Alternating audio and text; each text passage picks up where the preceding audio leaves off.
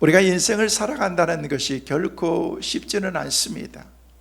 그래서 많은 사람들이 사는 것이 복이 없다라는 그런 표현들을 많이 하기도 합니다. 그만큼 삶이 힘들다는 것입니다.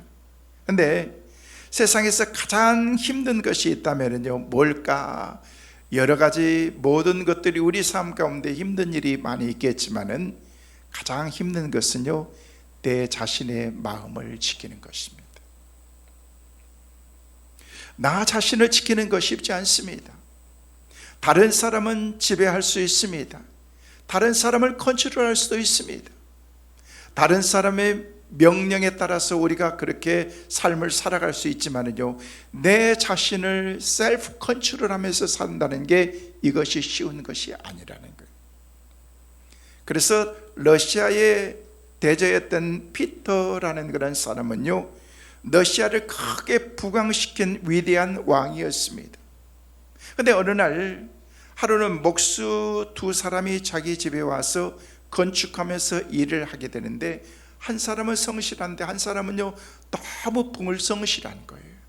말에 순종하지도 않고, 그리고 엉뚱한 일을 하는 그런 것들을 보면서 이 목수 한 사람이 그런 모습을 보면서 이제 피터라는 그런 대제가 막 화가 그냥 열이 받은 것입니다. 그래서 격분해서 주먹으로 한 대 딱 쳤는데, 한 대 쳤던 이 일이 그 사람에게 치명적인 상처가 되어서 그 사람이 그 자리에서 죽고 만 것입니다.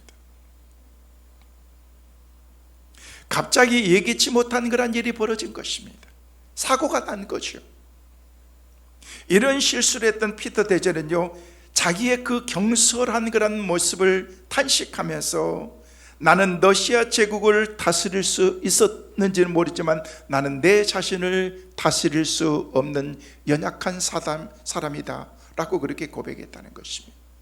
그러면서 그 일을 통해서 자신이 얼마나 큰 실수를 저지르게 되었는가를 스스로 생각하면서 늘 자신을 낮은 마음으로, 낮아지는 그런 자세로 살면서 나라를 위해서, 제국을 위해서 그렇게 섬기는 위대한 왕이 될 수 있었다. 작은 아무것도 아닌 그것을 내 마음 하나 다스리지 못해서 그런 실수를 통해서 내가 그런 큰 어려움에 빠지게 되었다라고 그렇게 고백했다는 것입니다. 비록 내 마음이지만 내 마음대로 다스릴 수 없는 것이 우리 인간의 문제인 것입니다. 저와 여러분의 문제인 것입니다. 그래서 지혜서인 잠언 16장 32절 말씀에는 우리에게 그렇게 말씀하고 있습니다. 함께 보실까요? 같이 보십니다.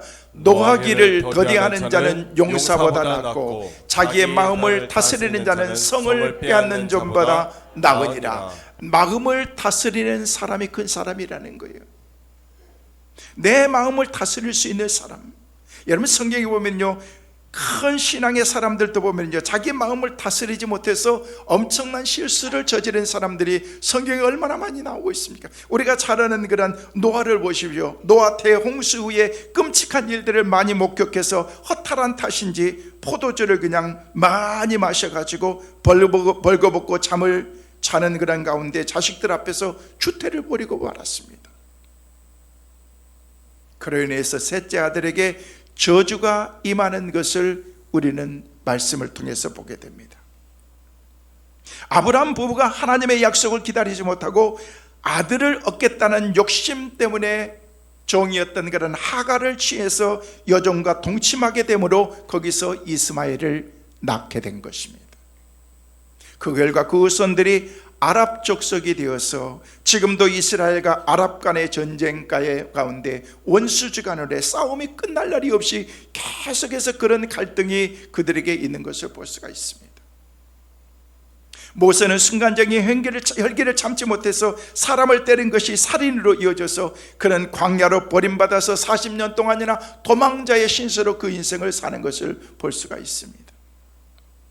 다윗은 순간적인 음욕을 참지 못하고 충신 우리아의 아내를 성적으로 범함으로 인해서 승승장구하고 올라갔던 그런 다윗의 삶이 한순간에 꺾이고 한없이 내려가는 그런 그 삶을 살게 되고, 거기서 다윗이 진정한 인생의 삶을 배우는 것을 볼 수가 있습니다. 그러므로 그런 위대한 신앙의 사람들에게 비해서 한없이 부족한 우리, 연약하기 짝이 없는 내 자신을 스스로 제어할 만한, 다스릴 만한 그런 힘과 능력이 없는 그런 우리는 얼마나 자기 마음을 다스리기가 어려운지 모릅니다. 요즘 신문이나 방송, SNS를 통해서 순간적으로 자기 마음을 다스리지 못하면서 파멸로 나가는 사람들이 얼마나 많습니까? 순간적인 혈기를 참지 못하고 가정이 깨지고 이혼하고, 더 한심한 것은요, 부부가 싸움하면서 그 싸움으로 끝나는 것이 아니라 자녀들에게 큰 상처를 안고 가정이 완전히 다 풍지박살되는 그런 가정들도 많습니다. 심지어는요, 제가 직접 들었던 얘기인데요, 큰 교회인데 어느 날 교회에서 목사님과 장로님들까지 당회가 열렸는데, 목사님과 선임 장로가 당회를 하다가 서로 언성이 높여지면서 싸움이 됐는데요, 넘지 말아야 될 선까지 다 넘게 돼버린 것입니다. 그러면서 그때부터 교회 갈등이 시작이 된 것입니다.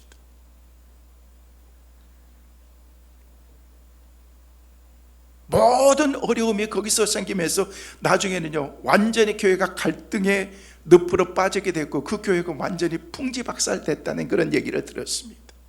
조금만 참았더라면, 목사님이 조금만 참았더라면, 장로님이 조금만 참았더라면, 여러분, 그런 면에 있어서 여러분 그렇게 시험이 들고 힘들고, 여러분 교회는요 절대 시험 들면 안 됩니다. 들어도 될까요?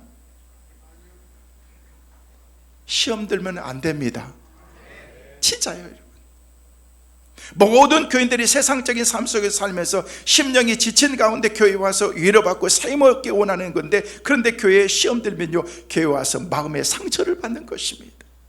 그러면 선한 일꾼들이 떠나게 됩니다. 남아있는 교회들이 영적으로 불안해지기 시작합니다.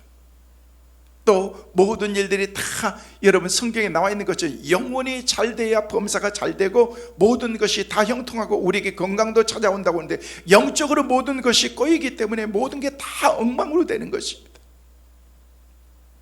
그러면 어떻게 해야 우리가 하나님께서 주신 그런 하나님의 그 마음을 품고서 우리가 마음을 다스리면서 우리가 살아갈 수 있을 것인가? 오늘 본문은 우리에게 그 말씀을 하고 있는 것입니다. 우리는 참 어려운 시대를 살아가고 있습니다. 전 세계가 혼란스럽습니다. 이런 힘들고 어려울 때일수록 오히려 이럴 때 마음을 다스리고 한 박자 천천히 우리가 침착하게 우리의 인생을 나갈 수 있다면, 이거보다도 더 귀한 것이, 좋은 것이 어디 있겠느냐는 거예요. 여러분, 살다 보면은요, 우리 인생 어려울 수도 있습니다. 또 힘든 일을 만날 수도 있습니다. 근데 그때 자기 마음이 더 급해지고 이 급하고 화난 마음을 다스리지 못하면요, 자기의 그 셀프 컨트롤을 하지 않으면요, 그 사람 망합니다. 엉망되는 거예요, 여러분. 관계 다 깨집니다. 그래서 내 마음을 다스릴 수 있어야 된다는 거예요. 화난 것을 화나다고 그렇게 표출하고 그렇지 말고 좀 내 자신을 제어하면서 한번 내 자신을 돌아보면서 이런 마음을 가져야 된다는 거예요. 어려움이 오더라도 그 마음을 추스리고 그 마음 속에서 용기와 신념을 가지고 그 마음에서 내면에서 나오는 그런 힘을 가지고 어려운 일들을 맞서 싸우는 그런 능히 어려운 일들도 그렇게 감당할 수 있는 그런 마음을 가질 수 있도록 내 자신이 그렇게 준비된 사람이 되어야 된다는 거예요. 우린 너무 급합니다. 그냥 불쑥불쑥 튀어나옵니다. 참지 못합니다. 그래서 오늘 본문 19절 말씀에는 우리에게 뭐라고 말씀하고 있는지 같이 한번 보실까요? 이것이라고 그렇게 말씀하면서 같이 보십니다. 이것이 장래의 자기를 위하여 좋은 터를 쌓아 참된 생명을 취하는 것이니라. 도대체 무엇이 우리 장래 자기를 위해서 좋은 터를 쌓아서 참된 생명을 취할 수 있을까? 오늘 본문에는 우리의 장래의 성공과 축복을 예비하는 마음을 가지라고 말씀해 주면서 우리는 이런 하나님의 음성을 들어야 됩니다. 어떤 음성이요? 마음을 다스려라. 마음을.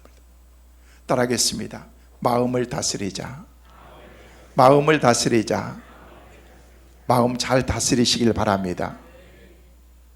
여러분, 우리의 인생의 성패가 여기에 달려있기 때문에 그렇습니다. 어떤 마음으로 마음을 다스리는 그런 하나님의 음성을 우리가 들으면서, 오늘 우리가 불렀던 찬송처럼 주의 음성을 내가 들으니, 주의 음성을 날마다 들어야 된다는 것입니다.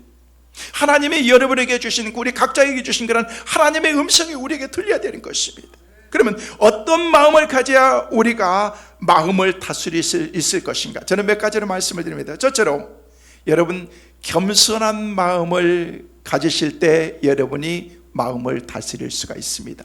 겸손한 마음 갖고 살아가시기를 주의 이름으로 축원합니다. 오늘 17절 처음 부분에 보니까 우리에게 뭐라고 말씀하고 있습니까? 함께 보실까요? 네가 이 세대에서 부한 자들을 명하여 마음을 높이지 말고. 여기 말씀 보니까 마음을 낮추라는 거예요. 겸손하라는 거예요. 뭐예요? 겸손한 마음 가지고 살아야 여러분, 우리가 주님의 주신 그 마음을 가지고 마음을 다스리고 선한 뜻을 따라서 우리가 살아갈 수 있다는 것입니다. 하나님이 우리 인생의 축복을 예비해 두시고서 우리가 성공할 수 있는 인생이 되게 하시려고 우리에게 뭐라고 명령하시느냐? 마음을 높이지 말라라고 그렇게 말씀하고 있는 것입니다. 마음 높이지 말라는 게 교만하지 말라는 것입니다. 여러분, 하나님이 가장 싫어하는 마음이 뭔지 아십니까? 우리의 마음이 점점 높아지려고 하는 마음, 하나님이 제일 싫어하는 거예요. 이 높아지려고 하는 그런 마음 말고 하나님이 원하시는 마음, 우리가 낮아지는 그런 마음, 우리 하나님께서 인간의 몸을 입고서 이 땅에 내려오셨던 그런 그 성육신하시기 위해서 이 땅에 오신 주님처럼 우리가 낮아져야 된다는 것입니다. 우리는 계속해서 올라가려고 합니다. 낮은 곳에 처하는 그런 그 마음을 우리가 가지고 살아야 되는데, 하나님이 제일 싫어하는 것이 교만인데 우리는 그 교만의 마음을 가지고 우리가 계속해서 살아요. 겸손의 마음을 가지라, 성경에는 우리에게 수없이 말씀하고 있는 것입니다. 하나님께서 보실 때 이 세상에서 제일 아름다운 사람은요, 외모가 출중하거나 그 사람의 지위나 그 사람의 경제력이 뛰어난 사람을 하나님이 좋아하는 거 아니에요. 하나님께서 정말 아름답게 보시는 사람은요, 자기 죄로 인해서 하나님 앞에서 겸손한 마음을 가지고 살아가는 사람, 주님 앞에서 나는 죄인입니다, 나는 아무것도 아닙니다 라고 생각하면서 살아가는 그런 사람들, 하나님께서 그 사람을 귀하게 보신다는 거예요. 낮아지는 마음, 내 자신이 높아지고 내 자신을 드러내는 것이 아니라 나를 감추는 사람. 어느 작은 마을의 젊은 수도사가 부임을 하게 되었습니다. 그럼 매일 아침에 예배를 집례하고 기도하면서 지역에 있는 동네의 모든 사람들을 돌보고 길을 청소하고 어려운 사람들이 있으면 그 사람에게 가서 보이지 않게 은밀하게 잘 섬겨주는 수도사였습니다. 그래서 사람들이 그를 존경하고 좋아하고 가까이 하는 그런 사람이었습니다. 그런데 어느 날 그 동네에 사는 그런 결혼하지 않는 처녀가 애를 가지게 되는 거예요. 난리가 났습니다. 정혼도 하지 않고 결혼도 하지 않는 그런 이 저자가 아기를 가지고 있는 가운데에서, 그래서 사람들이 그 처녀를 누워서 에워싸고서 돌을 들고서, 모든 사람들이 돌을 들고서 그 돌을 던져서 이 처녀를 죽이려고 생각하고 있습니다. 그러면서 그들은 이렇게 물었습니다. 너를 이 지경으로 만든 놈이 어떤 놈이냐? 그것을 얘기하면 용서하겠다 라고 얘기했습니다. 많은 사람들이 그곳에 있는 가운데 다급한 처녀는요, 둘러서 서 있는 사람들 가운데 그 젊은 수도사를 가리켰습니다. 모든 사람이 깜짝 놀랐습니다. 실망과 분노에 찬 사람들은요, 자기들이 들고 있는 그런 돌들을 그 수도사에게 막 던지기 시작했습니다. 온몸이 만신창이가 되고 돌에 맞아서 그 자리에서 죽어만 것입니다. 실망과 분노에 찬 사람들이 그 수도사를 그렇게 피투성이가 된 그런 가운데 죽어가고 있을 때, 사람들은 그 나중에 시체를 수습하기 위해서 그 사람에게 다가갔습니다. 근데 깜짝 놀랐습니다. 그 수도사는 남자가 아닌 여자였던 것입니다. 얼마든지 자신을 표현할 수 있었지만은 그 수도사는요, 침묵으로 죽음을 선택한 것입니다. 누군가는 그 값을 지불해야 된다면은 누군가가 죽어야 된다면, 아니면 이 여인이 죽어야 된다면 차라리 내가 그 길을 가겠다라고 하는 그런 그 마음이 그에게 있었을 것입니다. 성경은 우리에게 말합니다. 너희는 이 마음을 품으라. 이 마음이 바로 예수 그리스도의 마음이다라고 얘기하면서 하나님의 사랑을 우리에게 마음껏 보여주신 것이 바로 십자가의 사랑이라는 것입니다. 그 십자가의 사랑을 우리 가운데 보여주시기 위해서 하나님께서 저와 여러분에게 찾아오셔서 골고다까지 올라가신 것입니다. 이게 예수 그리스도의 복음이라는 것입니다. 그러면서 우리 주님이 우리에게 마지막으로 주셨던 유언과 마지막으로 우리에게 부탁하신 것은 너희도 이 마음 갖고 살아가라. 네 마음을 다스리고 살아가라. 예수님은 죄로 찌든 우리를 위해서 죽기까지 사랑하셨습니다. 하나님의 사랑이 것입니다. 여러분, 이 사랑을 알고 계십니까? 하나님은 자기를 높이는 사람을, 그 사람을 귀하게 여기시면서 하나님께서 감격한 사람은 그 사람이라는 거예요. 겸손하게 내가 죄인입니다, 자기를 내려놓는 사람, 언제나 끝없이 하나님 앞에서 겸손하게 자신의 죄를 자복하고 눈물을 흘리는 사람, 하나님은 그런 사람의 모습을 보시면서 그 모습 앞에서 우리 하나님이 기뻐하신다는 거예요. 우리가 장래 우리의 인생을 성공하려면 무엇보다도 우리의 삶의 마음에 겸손한 그 마음을 가져야 된다는 것입니다. 주님처럼 주님께서 우리 가운데 주셨던 그 마음을 갖고 살아야 된다는 것입니다. 혹시 우리가 받은 복이 여러분 많이 있다고 한다면요, 그 복을 오래오래 여러분이 유지하면서 살고 싶다면요, 여러분 겸손하셔야 됩니다. 겸손해야 돼요. 다시 여러분에게 권면합니다. 겸손하시길 바랍니다. 그럼 하나님께서 우리에게 축복하시겠다. 복을 받은 사람이 겸손하면요, 그 복이 오래오래 지속됩니다. 복을 받았는데도 그 받은 복이 내가 잘나서인 양 그렇게 착각하고 교만하고 그가 높아지면요, 그 받았던 복이 금방 빠져나가 버리고 마는 것입니다. C.S. 루이스라고 하는 그런 사람은요, 하나님 앞에서 우리의 모든 사람들은 행복한 사람이 되어야 된다 라고 말하면서, 우리가 행복한 사람이 되기 위해서는요, 우리에게 뭘 얘기하는가, 거기서 많은 것을 얘기를 하면서 우리가 가장 중요한 것은 겸손하고 자족하는 마음, 자신의 체면을 너무 생각하지 말라는 것입니다. 여러분, 우리가 하나님 앞에서 내 자존심 드러냈고 하나님 앞에서까지 내가 체면 따질 게 솔직히 뭐가 있겠습니까? 그냥 하나님 앞에서는요, 있는 모습 그대로 다 보이는 거예요. 우리가 뭐 분장하고 포장하고 뭐 다 한다고 할지라도 이거 하나님 앞에, 여러분, 그건 안 되는 것입니다. 하나님 앞에 나와서는요, 자존심, 체면 따위도 아무 소용없습니다. 그냥 하나님 앞에서 하나님을 향해서 엉엉 울면서 하나님 잘못했어요, 용서해 주세요. 우리는 시은하지 않습니다. 나의 연약함을 고백하는 사람, 그 사람이 진짜 행복한 사람이라는 것입니다. 사람이 마음이 겸손하고 귀가 열리면요, 그 사람은요, 이미 성공의 길로 접어든 사람이라고 말할 수 있는 것입니다. 마음을 열고 귀를 열리면요, 그 사람은 하늘의 소리를 그때부터 들을 수 있기 때문에 그렇습니다. 저는 여러분이 날마다 이 하늘의 소리가 여러분에게 들려지시기를 주의 이름으로 축원합니다. 하나님의 소리가 막 들려져야 돼요. 여러분, 주변에 아무리 소란스럽다고 할지라도, 수없이 많은 그런 소음이 있고 한다고 할지라도, 어머니는요, 자기의 자녀의 울음소리를 다 듣습니다. 애들이 여기서 막 삑삑 울고 빽빽 울고 다 그래도요, 그래도 어머니는요, 내 자녀의 울음소리는 정확하게 들리게 되어 있는 것입니다. 어머니는 아이의 소리를 구분해서 듣는 것처럼 하늘의 소리를 들을 줄 아는 사람은요, 영혼이 든든해지고 마음이 넉넉해지기 시작하는 것입니다. 높을 때 겸손한 사람은요, 그 순간에 낮아지는 그런 삶을 살기 때문에 낮은 곳에서 들려지는 그런 하나님의 음성이 막 들리기 시작합니다. 다른 사람들이 듣지 못하는 소리가 막 들려지기 시작하는 것입니다.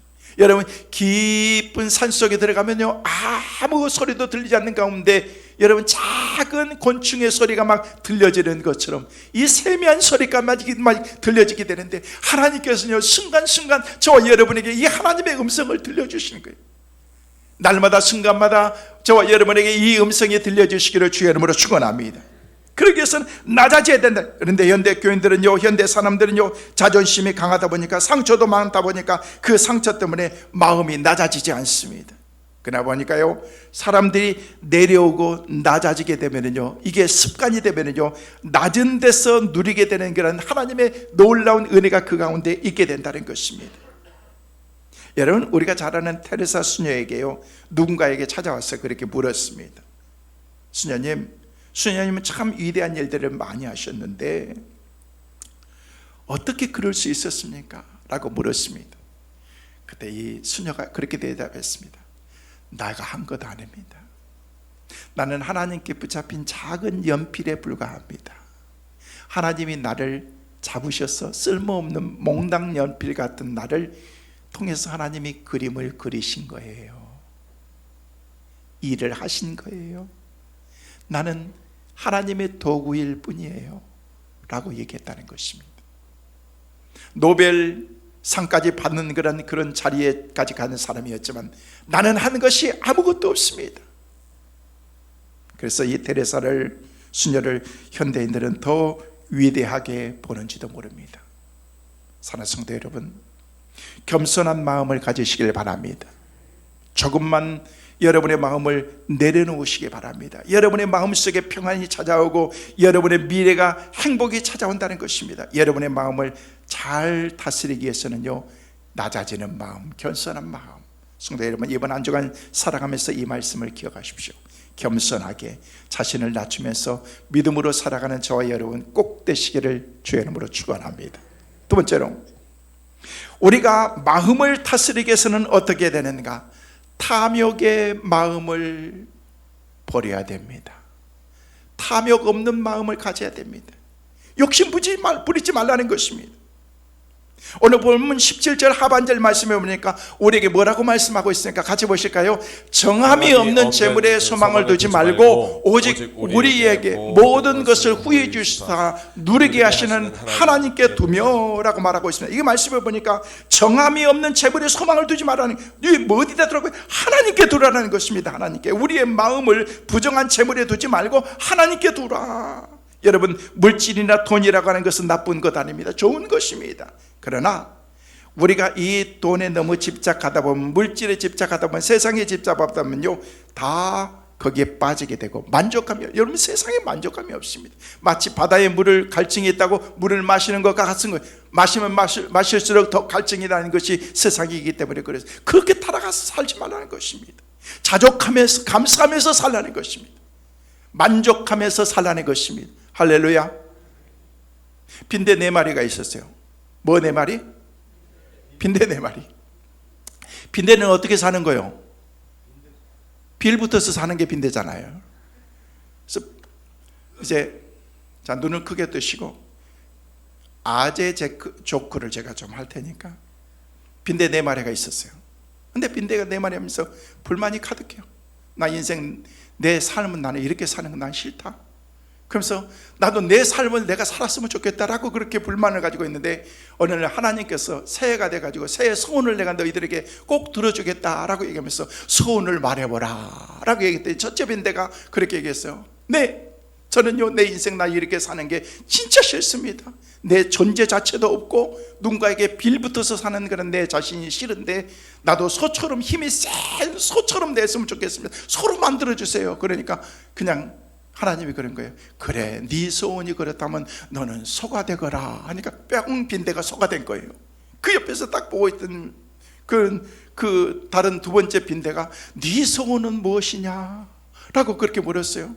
나는 빌붙어 가지고 어디서 이렇게 보이지도 않게 이렇게 살아가는 내 빈대 삶이 그렇게 싫고, 나도 저 새처럼 하늘을 헐헐 나는 그런 새가 되고 싶습니다 라고 그렇게 얘기했어요. 그래, 네 소원이 그렇다면 너는 새가 되거라. 뿅 새가 되었습니다. 막 날기 시작합니다. 세 번째 빈대 갔다 그러는데 기대되는 거예요. 세 번째 빈대, 너는 셋째, 너는 뭐가 되고 싶니? 라고 그렇게 물었어요. 나는 맨날 누구에게 빌붙어가지고 그것을 빨아먹기나 하고 그렇게 인생을 사는 것보다, 내 삶을 사는 것보다 나는 아무 때나 먹고 싶으면 마음껏 먹을 수 있는 그런 쥐가 되고 싶습니다 라고 얘기했어요. 그랬더니 그래 너는 쥐가 되거라 라고 하니까 뿅 쥐가 됐어요. 마지막 네 번째 쥐가 이렇게 딱 보니까 가만히 보니까 이렇게 소도 되고 새도 되고 이렇게 쥐도 되고 그렇게 하는 거 보니까 이게 네 번째 이 빈대가 이제 기대가 되는 거예요. 하나님에게 말씀드리면 뭐든 다 해주구나. 그래서 나는 욕심이 많은 빈대여가지고 나는 소처럼 힘도 세고 싶고 또 하늘처럼 나는 그런 새처럼도 되고 싶고 그리고 마음껏 먹을 수 있는 쥐처럼 되고 싶습니다 라고 얘기했더니 그래 너는 그러면 새 쥐가 되라. 그래서 하나님이 너무 급하셔가지고 또 다른 데 기도 제목 받으러 가셔야 되니까 급하니까 그래 너는 소세지가 되라.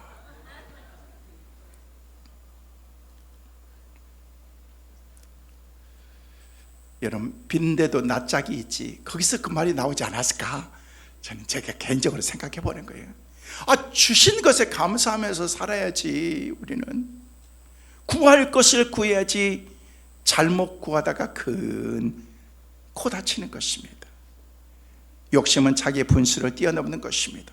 모든 동물 중에서 여러분 위장병이 있는 동물은 딱 한 동물밖에 없대요. 인간 동물. 인간들만 그냥 배 두들기면서 허리띠 풀어가면서 배 두들기면서 막 먹잖아요. 여러분 이렇게 무식한 게 어디 있어요? 적당히 오늘 아우팅 나간다고 막 드시지 말고 적당히 양껏 드세요. 양껏. 여러분 사람들이 물질에 집착하는 이유는요 왜 그런 줄 아십니까? 욕심 때문만은 아닌 것입니다. 많은 사람들이 오늘 물질에 집착하는 이유가 물질에 있어야 자기가 삶이 행복하고 안심이 되고 내 삶이 평안할 것이라고 하는 그런 믿음 때문에 그렇다는, 이 믿음 자체가 잘못된 거예요. 믿음이 잘못된 것입니다. 우리의 믿음은 오직 하나님 한 분뿐인 것입니다. 믿으시면 아멘. 우리의 믿음의 대상은 영원한 소망 되신 하나님이라는 것이죠. 우리가 돈 많이 버는 것 여러분 중요합니다. 그러나 그것이 우리의 삶에 그냥 주가 되어서 하나님도 없이 내 삶을 그렇게 헛되게 인생을 살지 말라고 그렇게 말씀하는 것입니다. 헝거리 정신으로 유명한 영국의 경제했던 찰스 샌디라는 그런 사람이요, 각 분야에서 성공했던 사람 29명을 면밀하게 연구 발표를 했습니다. 그런데 그 사람들이 성공하고 인생을 행복하게 사는 그런 사람들은요 목적이 다 따로 있었다는 거죠. 내가 돈 벌어야지, 부자 돼야지, 잘 돼야지, 이게 아니었다는 것입니다. 돈을 많이 버는데 자기의 목적이 있는가? 자기가 좋아하는 일들을 하게 되더라는 것입니다. 성공한 사람들 보니까 돈을 벌고 성공한 게 사는 게 아니라 내가 좋아하는 일을 하고 의로운 일을 하고 자기가 옳다고 생각하는 그런 일들을 하다 보니까 나중에 자기들의 삶이 이렇게 풍요롭게 삶이 되었다라고 모든 사람들이 거의 비슷하게 고백을 하더라는 것입니다. 성도 여러분, 우리는 어떻습니까?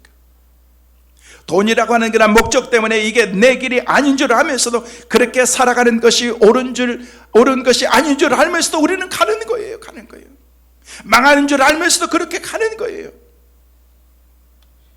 한순간의 쾌락을 위해서 마약하면 죽는다라는 것을, 망한다라는 것을 알면서도 그 쾌락을 버리지 못하고 해서 우리는 그것을 가는 거예요.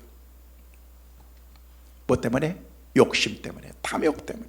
성도 여러분, 우리도 찰스 핸디처럼 의롭고 좋은 길을 가다 보면요 성공과 돈도 따라오게 되고 명예도 따라오게 되고 하나님께서 우리의 삶을 높여주신다는 것입니다.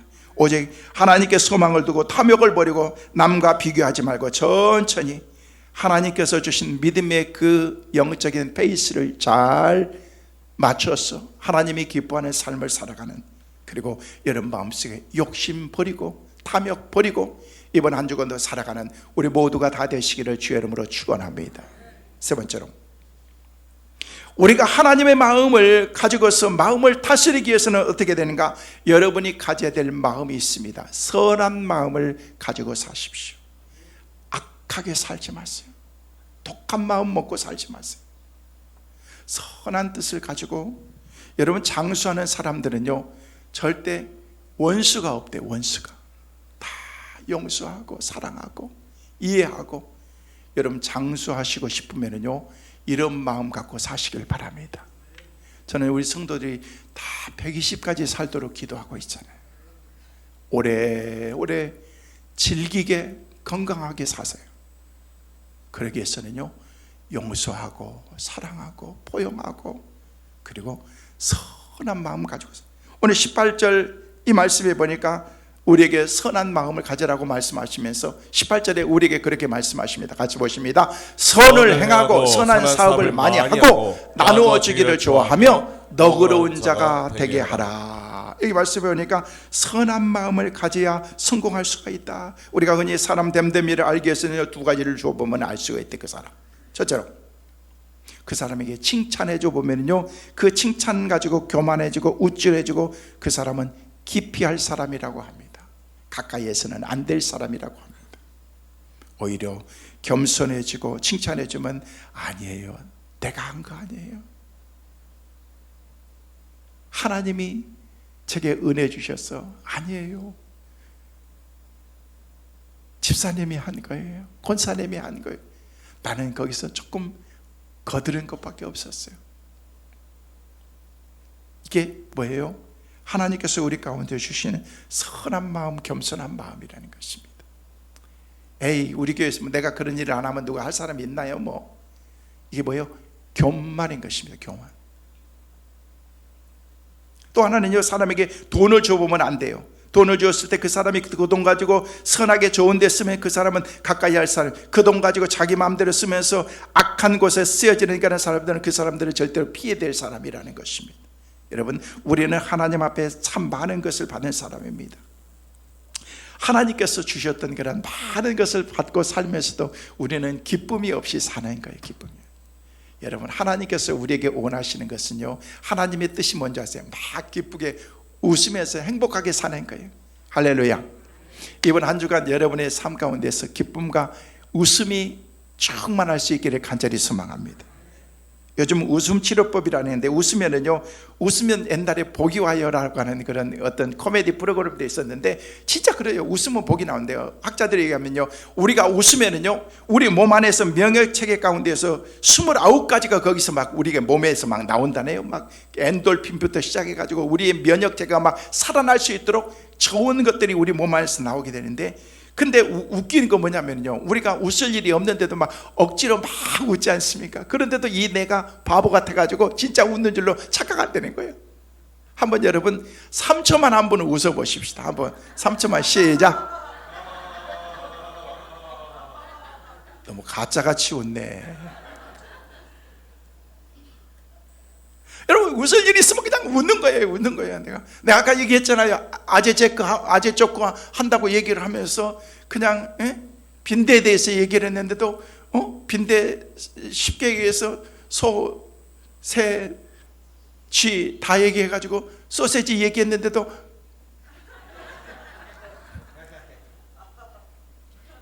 우리 교회는요 그럴 수 있어요. 충청도 분이 많아가지고 좀 이따 집에 가서 웃을 거예요. 여러분 그냥 웃는 거야. 사실 솔직히 뭐 웃을 일이 별로 없잖아요. 그런데도 막 기쁘게 사는 거야. 시일씩 막 침만 안 흘리고 정도 막 웃으면서 막 나사가 좀 다 빠진 사람처럼 그렇게. 여러분 그러면요 정신 건강에 아주 좋습니다. 아세요 여러분? 정신병자들은요 절대 치매 같은 거 안 걸린대요. 여러분 암 안 걸린대요. 맨날 웃으니까 지금 내 뇌가 속고 있는 거예요. 우리 주인님이 오늘 기분 되게 좋은가 보다. 막 웃네. 그러면서 여러분이 건강해질 수 있다는 것입니다. 여러분 하나님께서 선한 일은 네가 억지로라도 해라 라고 하면서 구레네 시몬에 대해서 우리에게 말씀하셨지 않습니까? 우리 주님이 십자가 지시고 올라가는데 나중에 쓰러져서 일어나지도 못하는 가운데 많은 사람들인데 건장한 체격을 가지고 있는 구레네 사람 시몬인데, 야 네가 와가지고 잠깐 대신 죽어가. 대신 십자가를 지고 골고다 향해서 올라갔다는 것입니다. 근데 억지로 졌던 그런 그 십자가지만은요, 그 십자가를 통해서 그 가정이 구원받게 되고, 나중에 보면은요, 역사적으로는요, 사도 바울이 그 가정의 어머니에게 인사해라, 가족들에게 인사해라, 안부해라라고 얘기하면서 나중에는요, 구레네 시몬의 12대 후손 가운데서 로마 기독교에 공헌한 그런 콘스탄틴 대제가 바로 구레네 시몬의 후손이라는 것입니다. 여러분, 주의 일은요, 네가 억지로라도 하면 복을 받을 거야. 전도 네가 억지로라도 하면 복을 받을 거야. 힘들고 어렵습니다. 사랑하는 것, 예배하는 것 쉽지 않지만 네가 억지로라도 하면 복을 받을 거야. 할렐루야. 주님께서 우리에게 말씀하시는 그런 그 주님의 말씀의 포인트가, 우리 하나님께서 우리를 힘들게 하려고 그런 게 아니라 어떻게 하면 복 주실까, 어떻게 하면 네가 잘 되게 하실까, 이런 것에 초점과 관심을 가지면서 하나님이 우리에게 말씀하신다는 것입니다. 선한 일에, 예배하는 일에, 옳은 일에, 전도하는 일에, 봉사하는 일에 여러분이 하기 싫어도 억지로도 한번 해보세요. 하나님의 큰 은혜의 복이 임하게 될 줄로 믿습니다. 우리가 선하게 마음먹으면 반드시 하나님께서 우리를 축복하십니다. 선한 마음 가지고 이번 한 주간도 믿음으로 살아가는 우리 승민의 온 가족들 다 되시기를 주의 이름으로 축원합니다. 마지막으로, 우리가 마음을 다스리기 위해서는 어떻게 될 것인가? 너그러운 마음을 가지십시오. 좀 넉넉한 마음 가지라는 것입니다. 밴댕이속 같은 그런 마음 가지고 살지 말라는 거예요. 좀 넓은 아량도 갖고서 다른 사람 얘기도 좀 듣고, 다른 사람이 싫은 소리를 해도 그럴 수 있지 하면서 그럴 수 있는 마음, 여러분, 그런 마음이 돼요, 안 돼요? 쉽지 않아요. 저도 안 쉬워요. 근데 그런 마음을 가져야 된다는 것입니다. 마지막 18절 하반절 말씀 한번 읽어보실까요? 같이 읽습니다. 시작. 선을 행하고 선한 사업을 많이 하고 나누어주기를 좋아하고 너그러운 자가 되게 하라. 여기 말씀이니까 너그러운 사람, 늘 나누어주고 너그러운 사람. 여기서 너그러운 사람이 나누어주라는 것은, 나누면 물질만 얘기하는 게 아닙니다. 나는 없는데, 물질도 없고 가난한데, 나는 가진 것이 없는데요. 여러분, 가진 거 가지고 뭘 우리가 나눌 수 있겠습니까? 여러분, 나눔이라는 것은 남이 잘 될 때 진짜 축하해 주는 그런 마음, 이게 나눔인 것입니다. 남이 잘 될 때 환하게 웃어주고 거기서 박수 쳐줄 수 있는 사람, 이게 나눔인 것입니다. 내 따뜻한 손길을 그냥 살며시 그 사람에게 다가가서 손을 잡아주는, 이게 나눔이라는 것이, 남에게 용기를 주고 상처받은 사람에게 위로해 줄 수 있는 그런 그 삶, 이게 나눔이라는 것입니다. 하나님께서 인간의 이 땅에 몸을 입고서 오셨던 그 자체가 뭐예요? 나눔이라는 거예요. 나눔. 우리는 하찮게 여기지만 하나님께서는요, 자기 자신을 희생하면서까지 내어놨다. 그래서 우리를 너무너무 소중하면서 너는 온 천하고도 바꿀 수 없는 그런 소중한 사람이다라고 그렇게 말씀했다는 것입니다. 우리는 만족함이 없습니다. 그래서 다른 사람과 비교하는 거예요.